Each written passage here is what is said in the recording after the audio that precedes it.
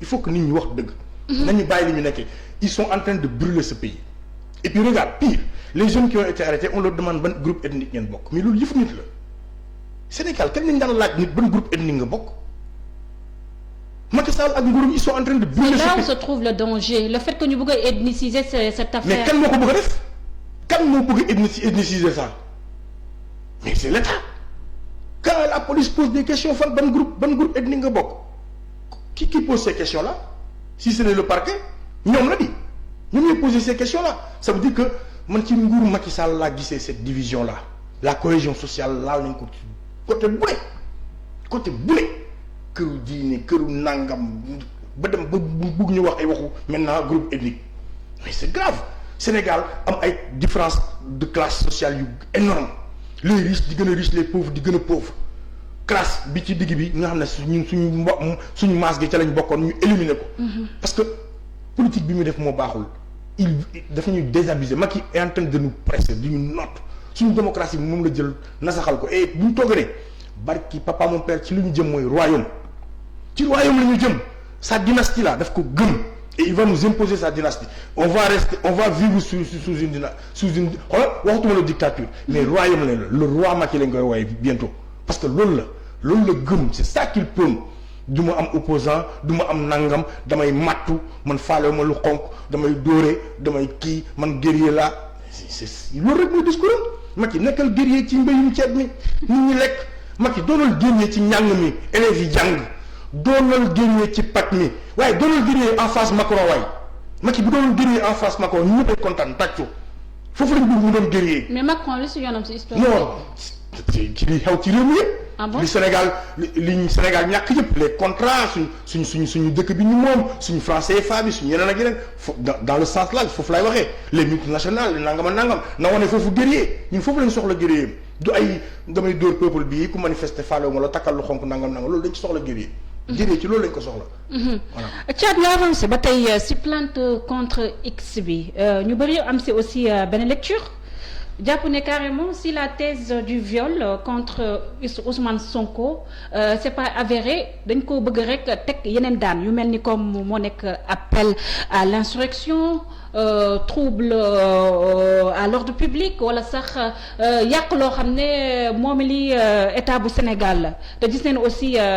jàmmaarloo yu amoon si diggante force de l'ordre yi ak ñi nga xam ne ñoo féete woon foofule si kër Ousmane Sonko gisoon nañ si lu mel noonu est-ce que appel bi nga xam ne Ousmane Sonko def na ko lors de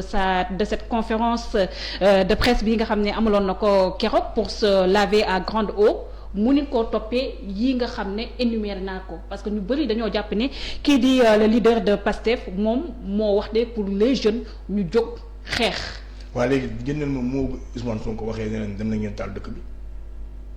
man loolu laay xaar soo ma ko génnelee débat boobu dootul amati bi. L'ultime combat, le dernier combat, oui. La résistance. Oui, la résistance, ça c'est des mots qui appartiennent à la démocratie. Nous sommes des résistants, nous sommes des militants, des résistants. Et la résistance, moi, là, elle est forcément physique.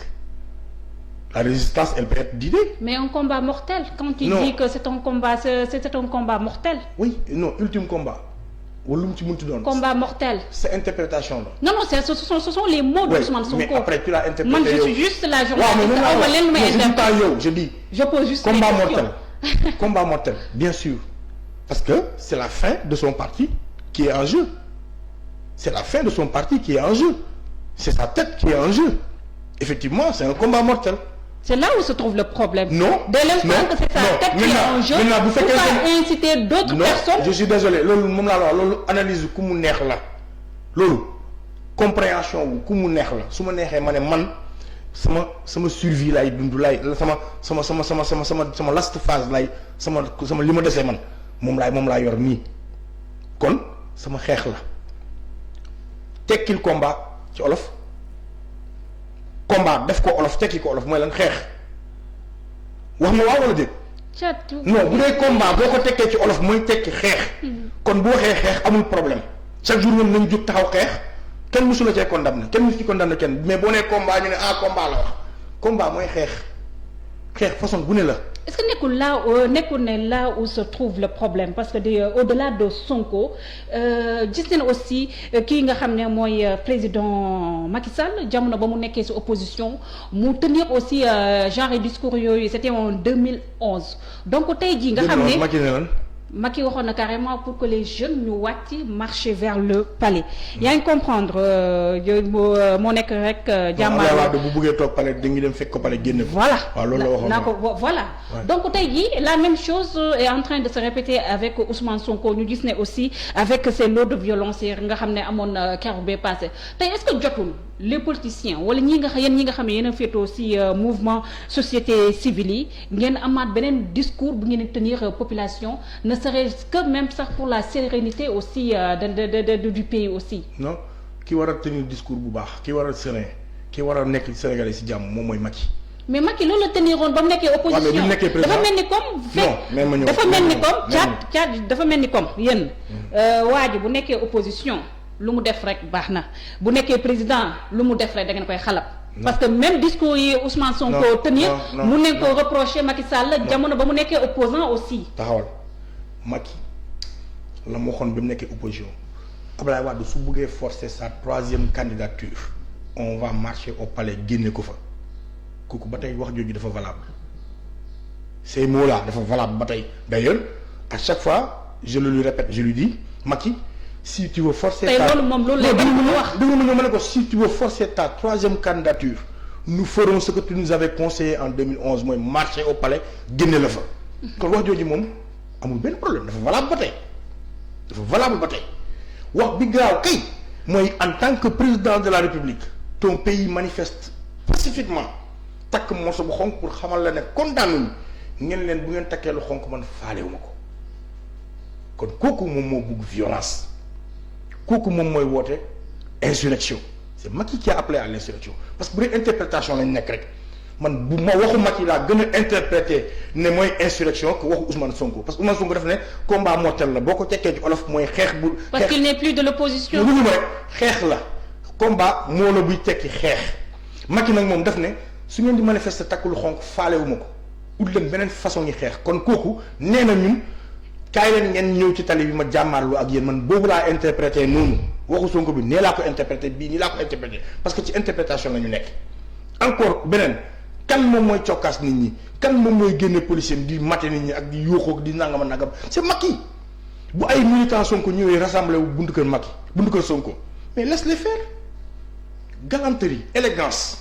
bàyyi leen c'est des militants ils viennent voir leur leader dafa nekk ci tolof dañ ko accuser ci mbir ils ont peut-être besoin de savoir bàyyi leen buñ fa ñëwee 11h ba 16h gisuñ kenn police ñëwul okk leen kenn waxula ñoom kenn defula ñoom dara ku ne di nga ñibbi mais ñi ñëw ngay gis ay police ñu sol ay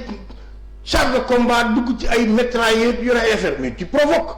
c'est la police qui a provoqué la foule je ne dirais même pas la police mais c'est cet état qui a provoqué la foule parce que la police elle ne reçoit que des ordres malheureusement suñ police bi ndeysaan dama leen yërëm parce que ñoom ñoo gën a sonn ñëpp donc quand l'État vacille quand l'État n'est pas serein elle se traduit par ses actes ak ay actam nag lu dul ay violence ay gaffe ay bavure ay conneries bêtises yooyu rek la ñuy def yooyu kese la ñuy def mais si état bi amul noonu lenn lu ñu reproché boppam pourquoi envoyer la police pour disloquer ay militants yi ñëw taxaw te alors que Diouf Sarr ministre de la santé moo njëkk a def manifestation di inaugurer ay pont il faut qu'on arrête quoi moom deful tournée économique Macky Sall ànd ak ay motaaram ay délégation am di dem il faut qu'on arrête nañ sérieux quoi la pédagogie par l'exemple. mais justement nañ sérieux mais waaye Thiat dafa am mbir boo xam ne nit ñi dañoo leen xaar aussi yéen mouvement Y'en a marre nga xam ne quoi qu'on dise mun nañu wax ne yéen a gën a nekk mouvement boo xam ne da leen di gis depuis des années au devant de la scène nga ni assuré bu baax lépp rek loo xam ne ñeel na nekk ni doomu aadama yi ngeen prôné woon de nouveaux types de citoyens nga am sax ay sketch yu am solo yoo xam ne da ngeen ko def ay capsules te xew ñu gis ne aussi je vais pas dire les gens de Sonko mais les jeunes qui étaient là toj neen saccage neen lakk neen ay biens yoo xam ne sax laalewul benn yoon ak mbirum état bu Sénégal ay personnes lambda ñoo ko moom dem sax bay lakk ay biens yoo xam ne mun nañu wax ne la France moo ko moom pour ne pas citer li nga xam ne Auchan ak Total ñu bëri di la leen xaar pour ngeen dénoncer mbir yooyu wu tax vous n'avez pas apporté une dénonciation claire pour condamner farouchement ces violences. xam nga loolu lan laa si dénoncer pourquoi l'État du Sénégal au sortir de ces événements là n'a pas protégé les Sénégalais muy protéger les structures françaises man loolu laa ciy condamné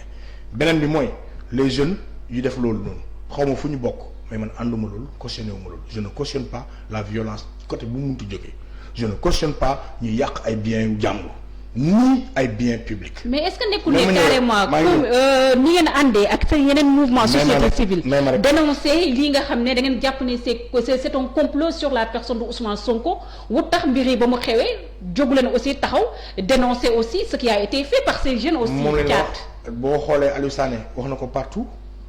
man mii wax naa ko partout. on condamne fermement kuy yàq bien public ak bien privé loolu ànduñ ci parce que loolu ànduñ ci et jàpp naa ne lépp loo gis muy am small mooy ful dina am ay defkat yu ci ñëw rax di def leneen di régler yeneen compte yu bokkut ak la tax mbir ma jóg yaa ngi comprendre loolu day am moo tax ànduñu ci loolu d'accord ma ci loolu mais man du ma taxaw ci fee boobu damay taxaw ci li indi loolu li ko indi mun laay taxaw lan moo ko indi y a pas de fumée sans feu li ko indi mooy ay nit ñu ñëw taxaw di apporter seen soutien seen leader nga indi ay takk der pour mu am provocation c'est ça le problème nañ taxaw foofu parce que loolu moo indi problème bi xeex ñaata koy def nit du xeexee boppam di xeex ñaara koy def su benn parti ñëwee taxaw beneen parti fekk ko fa jamaroo dina am su boobaa kii va calculer les dégâts et puis ñu traqué ay booy jàppaleen chargé leen comme ay criminels 52 booy ñu jël leen tëj leen ci ay kaso comme si ay criminels de guerre yu garaaw lañ bëgg a jugement bi gaaw yóbbu ci camp pénal yeeg Rebeuss yeeg yooyu loolu danay wane ne état bi serein wul àndul ak benn sérénité parce que am na lu muy reproché boppam. mais et aussi ce sentiment d'anti-impérialiste bu ñu nemmeeku te sànq rek maa ngi koy sentir ci say kàddu le fait que ñu brûler Auchan ak li nga xam ne mooy Total est-ce que c'était la bonne manière. nee naa la yàq moom ànduma ci benn côté d'accord moo ñu yàq bien wu jàmbur d'accord moo ñu yàq bien bu ñëpp bokk loolu ànduma ci mais boo ma nee sentiment anti-impérialiste loolu bañ ñun ñii génération bi ñu juddoo ba léegi moom lañu am et ce n'est même pas un sentiment. mais est-ce que loolu wax nañ ko traduire par la violence. mais itam jaar ñaata yoon laa lay wax ne la d'accord ma ci violence boobu d'accord ma ci ñu yàq bien public ak bien privé loolu d'accord ma ko. waaye ndax ñun bëgg nañ France présence am fii non ci nii non bëggee wuñ ko nii bëgg nañ képp kuy étranger nga ñëw investir ci suñu réew. mais mu équitable mu yem parce que aujourd'hui regarde couvre-feu bi y a que les business étrangers lay favoriser parce que ces business étrangers là ils ont des chaînes duñ ko yëg ñoom ñu xam nga ñoo koy yëg. commerçant bi nga xam ne moom amul fenn boutique fudul Thiès wala moom amul fenn boutique fudul Dakar. mais ki nga xam ne moom am na ay 159 000 boutiques ci dëkk bi kooku yëgul ko kooku yëgul coono boobu parce que état moo ko favoriser loolu mais c'est des frustrations il faut aller questionner d'où est né ces frustrations loolu ngay questionner bul questionner un acte il faut pas qu'on condamne les actes sans savoir lu ko causer nañ xool la cause y a pas d'effet sans cause les causes nag mooy ne suñu ay état et bi rawatina ci nguuru Macky Sall dafa wane wut fermeté ci suñu rapport par rapport ak ñu nag ci bitim réew rawatina ñu nag Macron su Macron waxee lii Macron wax loolu su Macron defee nii Macron def noonu c'est que yooyu moom moo tax ce sentiment là juddu kenn bañul un français non nii non un français ñun duñu ay raciste duñu ay nit ñu bon mais on n'est pas d'accord avec la politique française bi muy utiliser fii en Afrique et nous pensons que et les faits nous l'ont démontré la réalité nous l'a démontré la démarche nous l'a démontré et que Macky est un élément de la France-Afrique loolu nit mënu ko dindi de par sa politique de par sa démarche de par ni muy doxee il symbolise aujourd'hui la France-Afrique loolu mooy dëgg